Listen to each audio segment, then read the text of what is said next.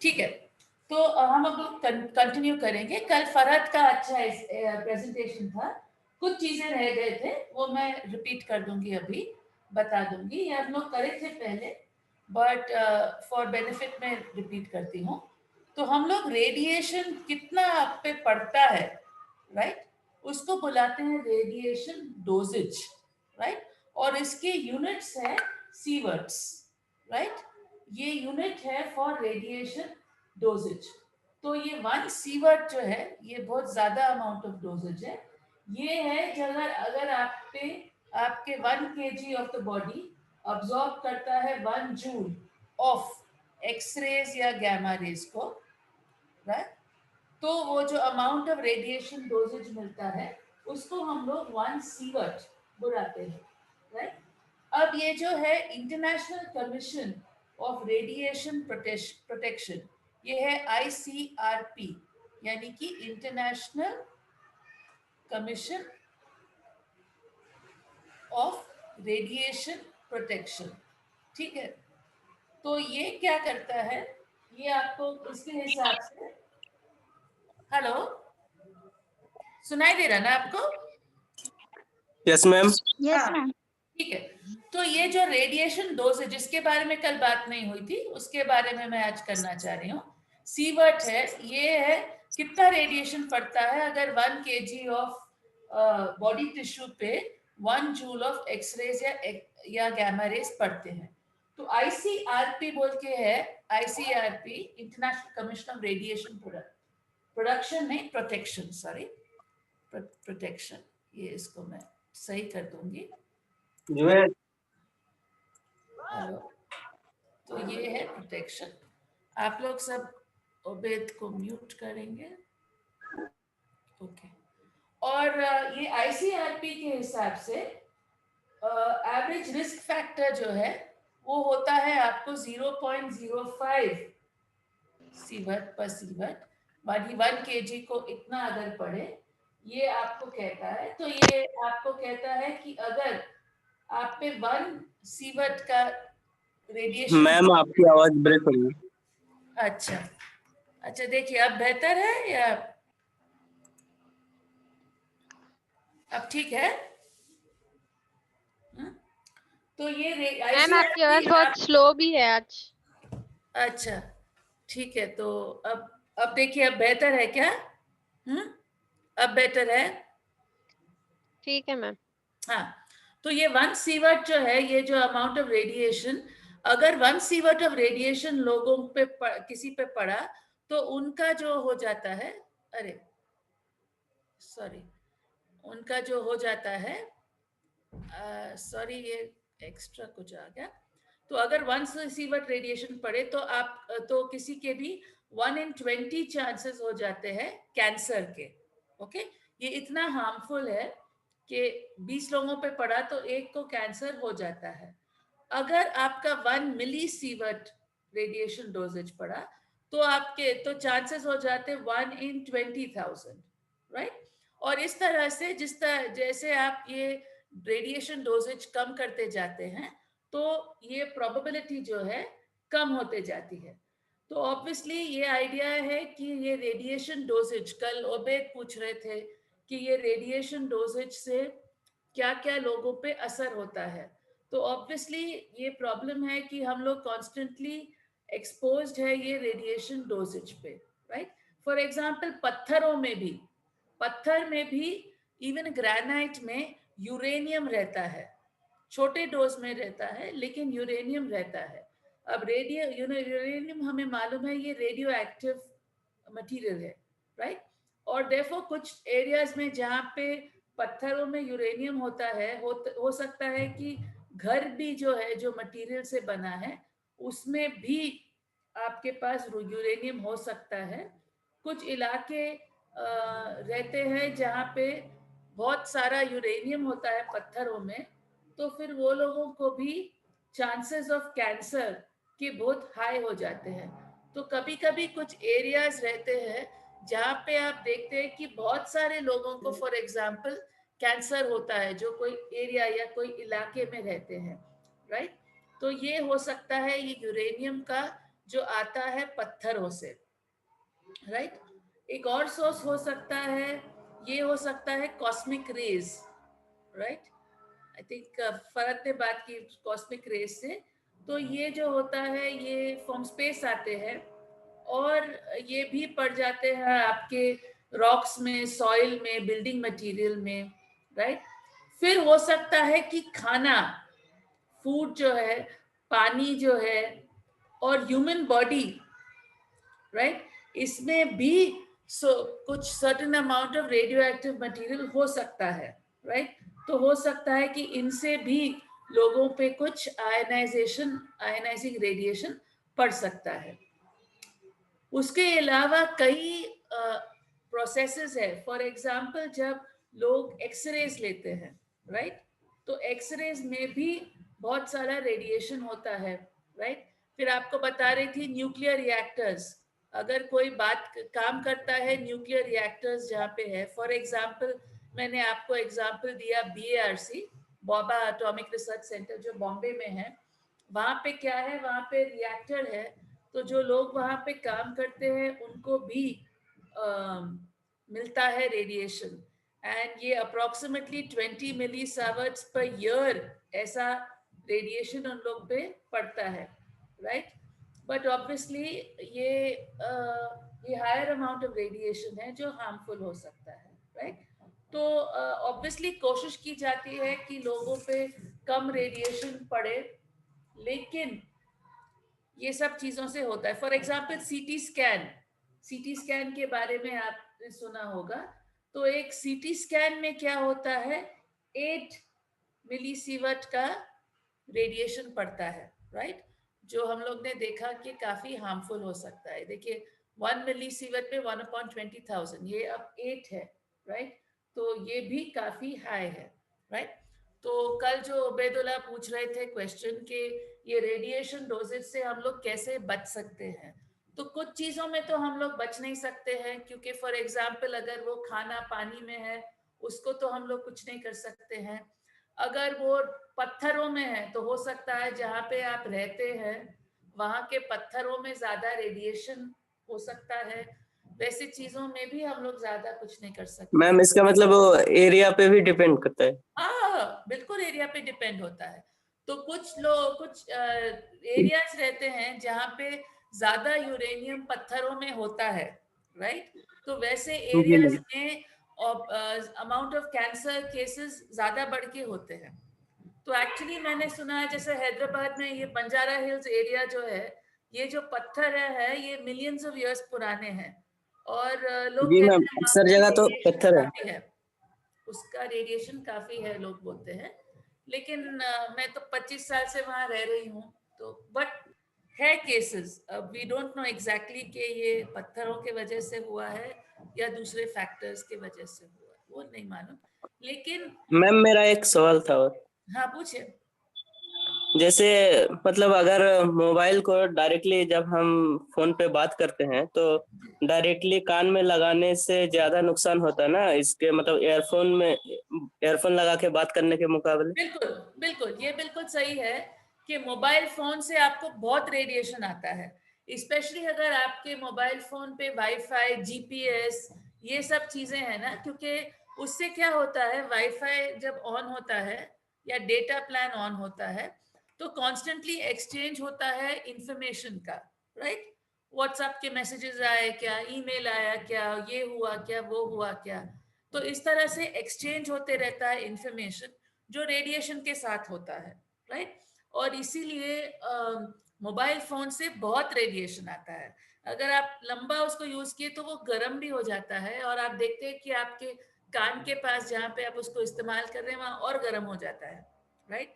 तो mobile phone से definitely radiation है, इसके बारे में पहले भी बात कही थी मैं। लेकिन प्रॉब्लम ये है कि मोबाइल फोन का जो बिजनेस है, इंडस्ट्री है, उसमें बहुत सारा पैसा इन्वॉल्व है, राइट। इसीलिए ये जो मोबाइल कंपनीज है, इन लोग कुछ कोशिश करते बोलने के लिए कि नहीं, हमारे कंपनी का मोबाइल फोन अगर आप लेंगे तो उसमें रेडिएशन कम होता है, राइट, हार्म कम होता है, लेकिन होता है। तो एक्चुअली स्पेशली आप लोग अगर ईयरफोन्स यूज किए आपके मोबाइल के साथ तो वो ज्यादा बेहतर है, क्योंकि एटलीस्ट थोड़ा तो डिस्टेंस आप कर रहे हैं मोबाइल फोन के साथ, राइट? नहीं तो अगर आप बिल्कुल कान के करीब चला रहे हैं तो वो ऑब्वियसली बहुत रेडिएशन दे। या तो आप स्पीकर फोन पे रखिए ताकि आप अपने आप को वो टच नहीं करेंगे वो फोन, राइट? तो यस बिल्कुल मैम। मोबाइल फोन से बहुत है, एंड स्पेशली बच्चों के लिए, क्योंकि उनमें जो बॉडी टिश्यू है वो बॉडी टिश्यू बहुत डेलिकेट होता है, राइट? और इसीलिए स्पेशली छोटे बच्चों को ज्यादा मोबाइल फोन नहीं देना चाहिए। कई घरों में क्या है, बच्चे को मोबाइल फोन देते हैं क्योंकि वो बच्चा फिर चुप बैठेगा, ज्यादा आवाज नहीं करेगा, किसी को सताएगा नहीं, राइट? क्योंकि वो मोबाइल फोन पे कुछ गेम्स खेल देगा, ओके? लेकिन वो बच्चे के लिए भी हार्मफुल है। एक वजह से वो रेडिएशन की वजह से हार्मफुल है, और दूसरे वजह से कि वो पूरा वेस्ट ऑफ टाइम है, राइट? वो उससे बेहतर है कि वो बच्चा कुछ खेले, खुली हवा में जाके कुछ खेले, बॉल के साथ क्रिकेट कुछ कुछ और खेले, उसमें वो बच्चे के लिए ज्यादा फायदा है compare to obviously mobile phone के गेम्स खेलने से। तो आप लोग भी अपने घरों में लिमिट कीजिए, आइज भी आपके तो छोटे इफेक्ट होते हैं भाई मैम, बहन। हाँ आइज भी तो इफेक्ट होते हैं। बिल्कुल, तो आप लोग, फरत आपका तो छोटा भाई है ना, तो आप बहुत केयरफुल रहना कि इन लोग ज्यादा टाइम नहीं बैठना फोन पे। एंड एक्चुअली हम लोग भी खुद लिमिट करना चाहिए कि कितना टाइम हम लोग मोबाइल फोन पे स्पेंड कर रहे हैं, राइट? क्योंकि ज्यादातर वो टाइम वेस्टेड टाइम हो जाता है, राइट? और मोबाइल फोन एक ऐसी आदत है, आपके हाथ में रहता है, तो आप जितना भी कोशिश करो, आपका somehow आप उसको यूज करने लगते हैं, राइट? मेरे साथ खुद होता है कि अगर 5 मिनट भी आप मेरा फोन ले लिए तो उसके बाद में उसको लेके चेक करूंगी कि कुछ आया कि नहीं, राइट? तो ये एक बहुत बुरी आदत है, और ये बहुत हार्मफुल भी है, नॉट जस्ट रेडिएशन के लिए बट और कई चीजों के लिए, राइट? आप लोग ने कई कार्टून्स भी देखे होंगे कि एक पूरी फैमिली है मिलके खाना खा रही, लेकिन सब लोग अपने फोन्स में देख रहे हैं, राइट? तो यस मैम। ह्यूमन इंटरेक्शन भी बंद हो जाता है, आप अपने दोस्तों के साथ बैठते हैं लेकिन सब लोग अपने फोन्स में देखते हैं, तो फिर दोस्ती की क्या बात हुई? आप लोग सब फोन में देख रहे हैं, राइट? तो फोन काफी हार्मफुल चीज है, ये हमें पहचानना चाहिए, और इसलिए कॉन्शियसली हमें देखना चाहिए कि हम लोग उसका इस्तेमाल कम करें, राइट? आप कंट्रोल करना चाहिए, क्योंकि ये आदत बहुत आसानी से लग जाती है सबको, लेकिन अगर हम उसको अवॉइड कर सके तो बहुत अच्छा है, बहुत बेहतर है, ठीक है? स्पेशली घर में छोटे भाई बहन एंड ऑल, उन लोग को तो बिल्कुल आप इनकरेज नहीं करना चाहिए, ठीक है? तो ये थी बात रेडिएशन डोजेज की, यानी कि हर चीज का रेडिएशन डोजेज क्या है। और पहले फोन्स में एक ऐप भी आता था जिसमें रेडिएशन डोजेज बताते थे, आई डोंट नो अब है कि नहीं है, कुछ एक था। यस मैम, सेल फोन्स में। हाँ हाँ, सेल फोन्स पे कुछ ऐप था जिससे आप रेडिएशन डोजेज चेक कर सकते थे, वो भी आप अभी चला। इसमें तो स्मार्ट स्मार्टफोन में तो नहीं दे रहा। नहीं नहीं, है कुछ है, मैं देख के बोलती हूँ आप लोगों को, लेकिन जी मैम कुछ है, ठीक। कोई है एप्स, ठीक है? चलिए अब हम लोग आगे बढ़ेंगे। हम लोग बात कर रहे थे रेडियो एक्टिविटी की, राइट? तो रेडियो एक्टिव मटेरियल्स हम लोग ने बात की कि रेडियो एक्टिव मटेरियल्स जो है ये क्या होता है, ये बेसिकली अनस्टेबल एलिमेंट्स होते हैं, राइट? ये अनस्टेबल एलिमेंट्स है, और इसीलिए ये ब्रेक डाउन होते हैं स्टेबल एलिमेंट्स में, राइट? जिसके वजह से वो कुछ और चीजें एमिट कर सकते हैं। तो एमिट क्या करते हैं? Alpha particles, beta particles, gamma particles, अलग अलग किस्म के रेडिएशन वो एमिट करते हैं जब वो ब्रेक डाउन होते हैं, ओके? जब वो ब्रेक डाउन होते हैं from unstable material to stable material, ठीक है? और मैंने आपको पहले भी बताया कि ये अनस्टेबल मटेरियल को हम लोग बुलाते हैं पेरेंट न्यूक्लियस, और इसको हम लोग बुलाते हैं डॉटर न्यूक्लियस, राइट?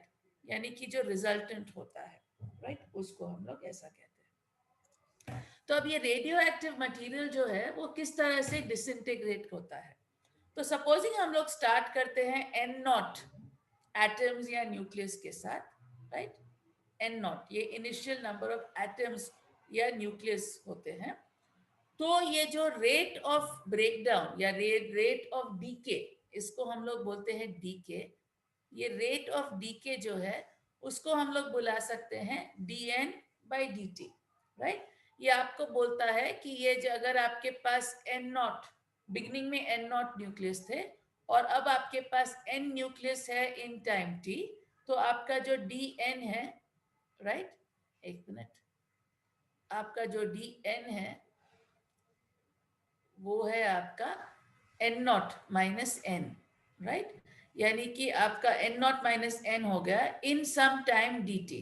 तो कुछ टाइम dt में आपके नंबर ऑफ एटम्स या न्यूक्लियाई कम हो गए, ओके। तो पहले वो n नॉट थे, अब वो हो गए n। सो dn डिफरेंस है between n not minus n in time dt। So dn by dt जो है ये प्रोपोर्शनल होता है टू n, राइट। यानी कि कितने आपके पास मॉलिक्यूल्स होते हैं उससे प्रोपोर्शनल होता है, प्रोपोर्शनल टू n, राइट। इसको मैं सेम रेड कलर में कर दूंगी, राइट। तो ये हो जाता है प्रोपोर्शनल टू n। अगर हम लोग इक्वालिटी डालेंगे तो ये हो जाता है dn by dt is equal to minus of lambda into n। ये लैम्डा जो है, ये लैम्डा जो है उसको हम लोग बुलाते हैं डीके कांस्टेंट, ओके। यानी कि डिपेंडिंग ऑन ये कौन सा मटेरियल है, यूरेनियम है, कौन सा मटेरियल है, इसका लैम्डा वैल्यू जो है ये अलग अलग होगा, ओके, डिपेंडिंग अपॉन किस तरह से वो डीके होता है। और नोट कीजिए कि यहाँ पे माइनस है। माइनस साइन क्यों है? क्योंकि आपका जो dn by dt ये कम होने वाला है, राइट। आप कॉन्स्टेंटली इसको कम करते रहते हैं, राइट। तो इसको अगर हम लोग सेपरेशन ऑफ वेरिएबल्स करेंगे तो ये हो जाएगा dn by n is equal to minus lambda dt। Integrate करेंगे तो आपको क्या आ जाएगा, लॉग ऑफ, इसको हम लोग नेचुरल लॉग्स में लिख ले सकते हैं, बेटर रहेगा। तो we can write a log of n is equal to minus lambda naught plus some constant c। c का पता कैसा करेंगे? at t equal to 0 n is equal to n naught, right। हम लोग ने कहा कि बिगनिंग में हमारे पास n naught number of particles है, तो जब मैं t equal to 0 डालूंगी तो log of n naught will be equal to c, right, because at t equal to 0 n is equal to n naught, so log of n naught is equal to 0 plus c, c is equal to log of n naught, and therefore log of n is equal to minus lambda t plus log of n naught।